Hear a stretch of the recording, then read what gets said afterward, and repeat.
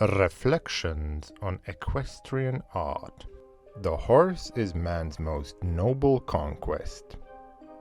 The French writer Buffon remarked in one of his numerous works, "For centuries the horse has served a man and has been man's best companion.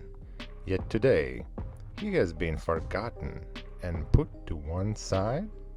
On the contrary, in this modern world, where machines and scientific inventions multiply unceasingly, the horse can have an important role. He is the ideal companion for a man who loves him, and find in his company something rarefied and transcendent. For the young, the practice of equitation is a valuable lesson, as it requires the exercise of all human virtues. If they are introduced to the practice of equitation by qualified teachers who have experience in this field, and above all, who love horses, these students can later cross the threshold and enter the domain of equestrian art, if they are gifted and passionate about it. But what is equestrian art? Equestrian art is perfect understanding between the rider and his horse.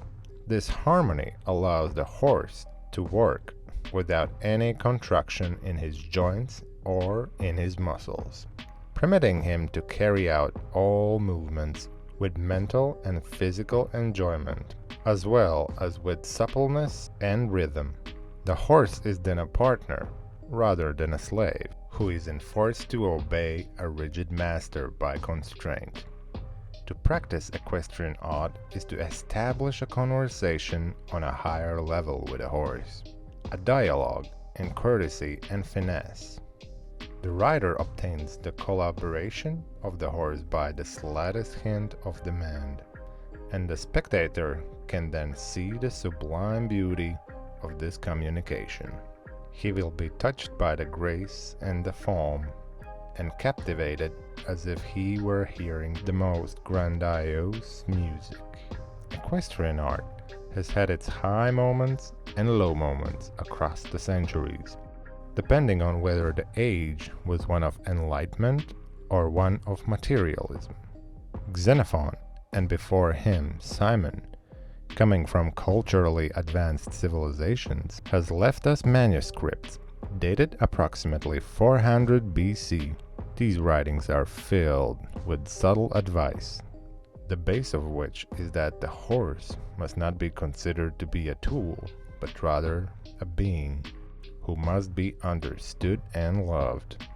The more barbarian, less refined Romans has left no artistic trace behind them in this field.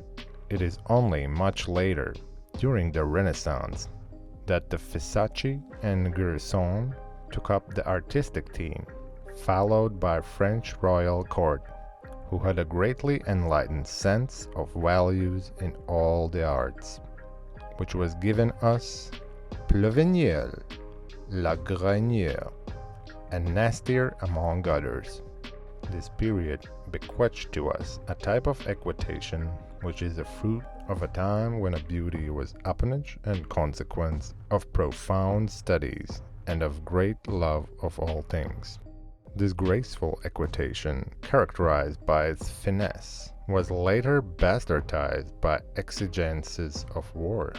That is why equestrian art had to be revived in its proper form by writers and scholars of genius during the second half of 18th century, as it had been made heavy and thus mitigated by the military equitation. In this day and age, the cavalry having been eliminated as a branch of the army, rules have been established which permits riders desirous of studying equation in depth to be judged in competition. Some of these riders, but it is rare, attain a level of a true art, while others, much more numerous, perform the series of exercises mechanically, while chasing after medals. The true riders feel for, and above all loves his horse.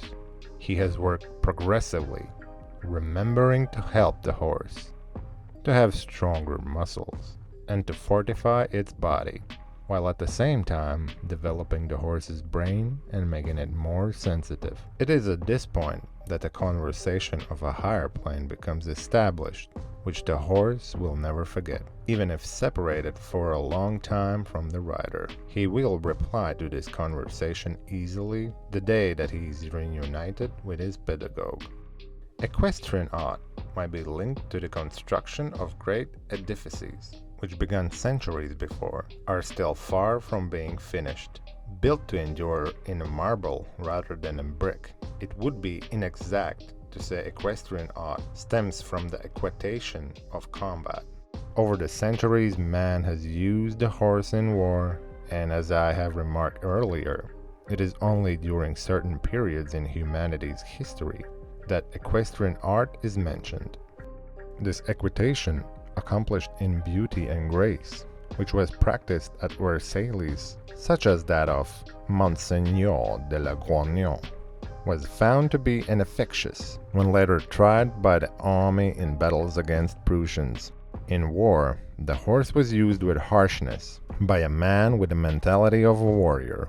In equestrian art, the rider and the horse must be reached at a state where all tension and contraction are eliminated, thereby establishing a deep communication by which a separator, ignorant or not of the subtleties involved in this art, but having a deep sensitivity, can appreciate the sublime beauty in the same way he appreciates the great moments in any artistic production of ballet, concert, or theater.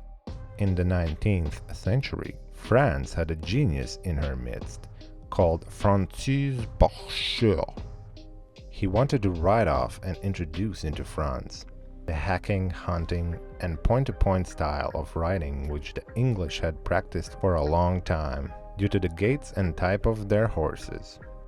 As a result of this Anglomania, Baucher had to use horses which were different from those types previously chosen, but he was astute enough to add enormous works of his predecessors, certain subtleties and intelligent methods which led to working the horse more lightly and intricately. The exercises which are found in his writings are due, above all, to the fact of his birth. Of simple stock, he kept a rancour against the nobility who surrounded him in the practice of his art. In order to understand the feelings which animated him, it is necessary to have trained many horses of all types, and to know how to understand all the philosophy contained in his works, while putting to one side the exercises produced by the prevailing social order of the times. Must the rules of Fédération Équestre Internationale be held too completely? These hold that the Spanish walk and trot are artificial gaits, therefore not classical, while considering that flying changes at every stride are quite natural in the horse, and nowhere give the great truism that if the horse is well balanced and free from mental and physical contraction, all movements can be termed classical. The definition of what is said to be classical has arrested all forward progress in this art by limiting the horizon to those who wish to study it more profoundly.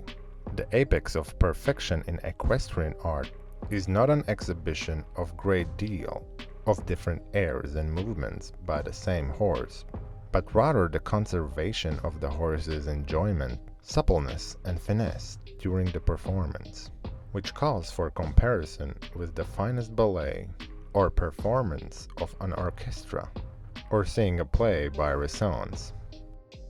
So moving is the sight of perfectly unison movements. This indeed is the true reward for all the work described in this book, essential to the horse's training.